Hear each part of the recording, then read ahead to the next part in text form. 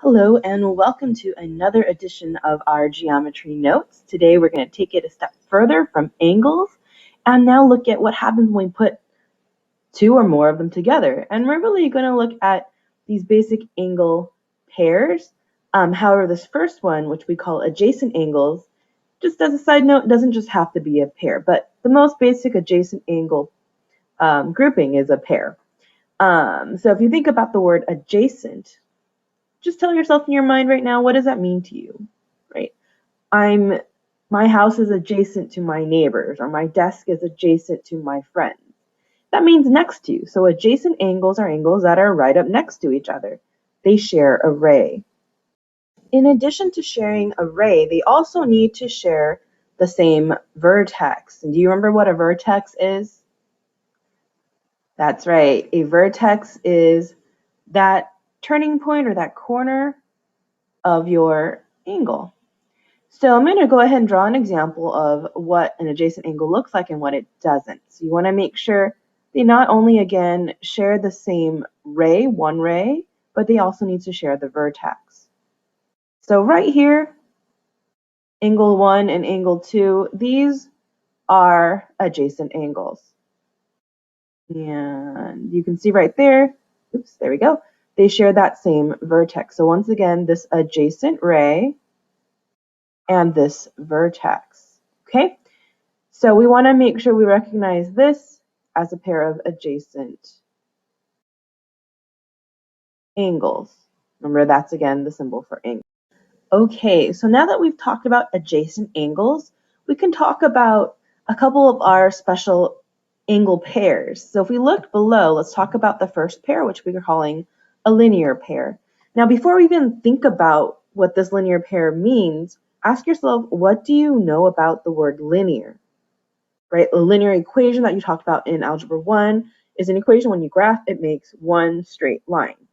So if you imagine what a linear pair is and look at these examples here, hopefully what you're seeing is that together, these two angles form one straight line. See that? Angle 1 and angle 2, they're adjacent and they make a straight line. Angle 3 and angle 4, right up next to each other, sharing that ray and vertex, and together they make that straight line. Right? So visually, that's what makes a linear pair. They come together and they touch, right? They share vertex, share array, and they make a straight line. However, you can also think about it numerically. So what do you know about a straight line and its angle measure? So for example, if I just look at this entire angle, the two angles put together, what is that? Remember, that's what we call a straight angle, which means it adds up to what number? 180 degrees. So these are any two angles that sum to 180 degrees. Now, I did this for you guys, so you can write this down, but I measured these angles out, and angle 3 was 135 degrees, or is 135 degrees, and angle 4 is 45 degrees. What is that up to? A full 180. So that's something you can do when you're thinking about a linear pair. You know it's a linear pair because visually they are adjacent and they make a straight line, but numerically they are two different numbers for those angles that add up to 180. So let's write down this definition. So again, a linear pair is a pair of adjacent angles that form a straight angle, which means their measures sum to 180. Oops, that should say mean. All right. So next up, still thinking about adjacent angles. Remember, adjacent angles share a vertex, share a ray, right? They're stuck together. They're right up next to each other. We can create what we call vertical angles. Now, vertical angles, the word vertical can give you the image of what that angle pair will be. So if you remember, vertical means what? Up and down or side to side. Right, vertical should be the up and down, right? Like the vertical axis is your y-axis when you were graphing in Algebra 1. So if you look at these angles below, all four of them are not vertical angles, but pairs of them are. So think about what would create the vertical angle. So let me give you an example. Which pair is a pair of vertical angles? Well, For example, here, angle 1 and angle 3. These are vertical angles. So angle 1 and angle 3 are vertical angles. Okay? That means in that same angle pair, angle 4, or excuse me, diagram, angle 4 and angle 2 are vertical angles. Now, are you kind of seeing how that looks? The way I like to think about this is V for vertical, so a couple ways. The angles that make a vertical line, like 1 and 3, they're a vertical pair, right? So again, if you imagine turning this diagram so that 2 is where the 1 is, 2 and 4 would make kind of that vertical line. That's a way to see those angle pairs. Something else that was pretty neat that one of my old classmates told, or excuse me, old students told me, was they like to think about it as V for vertical, and you're looking at opposite V's. So here's a V on top, then we want to look at that opposite V on the bottom. This is another way to see that these two that make your opposite V's are vertical angles. So however you'd like to think about it, you want to make sure you can identify those vertical angles. All right, so if you look at this diagram to the side, 5, 6, 7, 8, which angles are those vertical angles? Right, so those angles would be angle 5 and 7. I lost my cursor, there we go. Angle 5 and angle 7 are vertical angles. And then angle 6 and angle 8 are vertical angles. Okay, so these vertical angles are special in that, if you notice, they are made by two straight lines. You can't have any angles here besides a straight angle. So we've got two straight lines intersecting to make vertical angles. We want to make sure they are always, always straight lines here. Okay. And then what's special about this is those two straight lines are two straight angles, right? So that means they have to add up to 180. So whatever 1 is, add it to 2 to make 180. And then I have to also add it to 4 to make 180, which makes you think, what about 2 and 4? I hope you're thinking they have to be the same, because that number for the degree for angle 1 isn't going to change.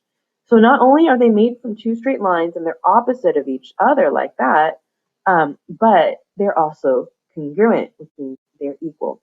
One thing I haven't mentioned before, I showed you guys those tick marks that mean congruence. You can also show congruence using these arcs. So let me show you what I mean. So for example, if I wanted to indicate angle 5 and angle 7 were congruent in the diagram, we've seen this before. We've seen the little arc and the little tick mark, right? Awesome. However, another way to do this, you might see in some diagrams, are using the number of arcs. So here, angle 6 has one arc, angle 8 has one arc, they're congruent. But if angle 6 has two arcs and 8 has only one arc, they're not. So just a side note there, that's another way to indicate congruence in your diagram. It's going to be really important to look at your diagrams to look for information that's not written out for you. But let's go ahead and write down the definition for vertical angle. So again, vertical angle is a pair of angles formed by two intersecting lines or line segments. I forgot to say that earlier, but these angles can be made by line segments. They don't always have to be rays or lines. They can end depending on your diagram. But anyway, they share a common vertex, right? That intersection point in the middle, but they don't share a ray, so they're not adjacent, okay? And remember, they are congruent. So those are some adjacent angle pairs that we want to look at. The next two do not have to be adjacent, but they could be. So let's go ahead and take a look at this one first. Supplementary angles. Some of you might already know this, but think about, why would these angles be supplementary? They don't have to be adjacent, but they could be. So what do you notice about angle 1 and 2 here? What did we say earlier this angle pair is called? Right, this one's called a linear pair. So if we look at these, we can say, okay, well, we know angle 1 and angle 2. Oops, there's my dog interrupting. Don't mind her. They are a linear pair, which means, well, they add up to 180, right?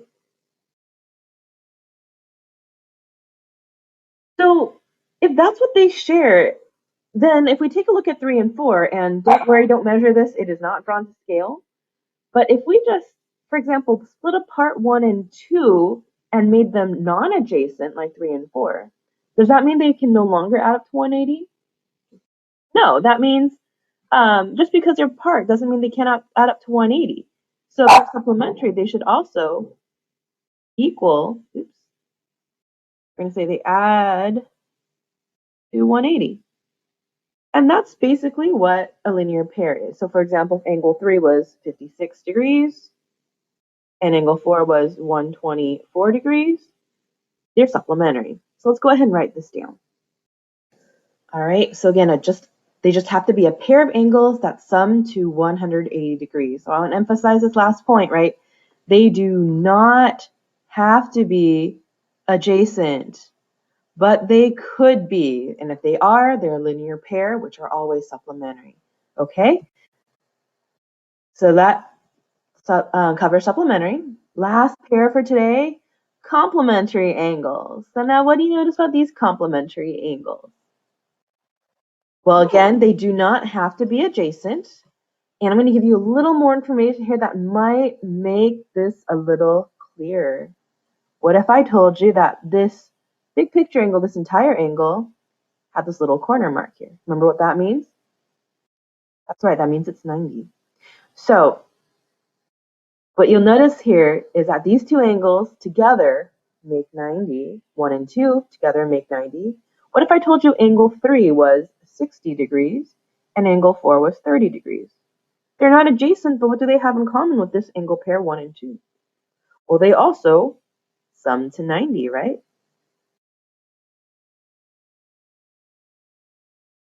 Oops, let me make that a little clearer there. So they sum to 90 degrees.